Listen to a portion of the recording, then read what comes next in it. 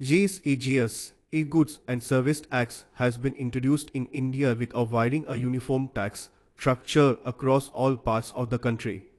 It is one tax in place of all goods and services, and it is a uniform tax across all states of the country. Thus, GST carries the slogan of one tax, one nation, one market. GST is expected to generate additional tax revenue for the government, increased tax compliance and reduced tax evasion.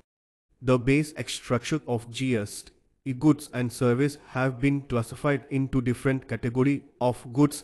Category of goods carries a specific rate of taxation. And there is a category of goods which is tax exempt, considering the needs and means of the poor section of the society. Categories of goods and their tax rates: sanitary napkins 45, milk, fresh fruits and vegetables tax rate is 0%. Coffee, spices and electric vehicles tax rate is 5%. Butter, frozen meat products, Ayurvedic medicines and spectacles tax rate 12%. Pasta, pastries and cakes and detergent tax rate is 18%. Automobiles, this was your and vending machines tax rate is 28%.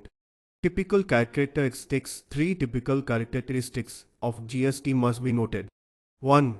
GST is levied at each stage of value addition.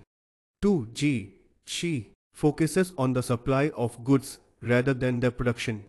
Tax is levied as and when goods are supplied or when goods leave their destination for the buyers. 3. GST paid by the producers on the purchase of imports is allowed to be adjusted by the producers in their payments of GST proceeds to the government. Principal merits: for principal merits of GST are as under. It simplifies tax structure as it is one tax instead of all the indirect taxes, and it is the uniform tax across all parts of the country. Since refund of GST on imports available on the producers only when they buy inputs from the registered suppliers, it ensures high degree of transparency in the HES. Black money transactions are reduced. Being a uniform tax across all parts of the country, GST has enhanced the size of the market for the domestic producer. GST has raised government revenue as there is a higher degree of transparency in the business. Some problems and demerits of the GST.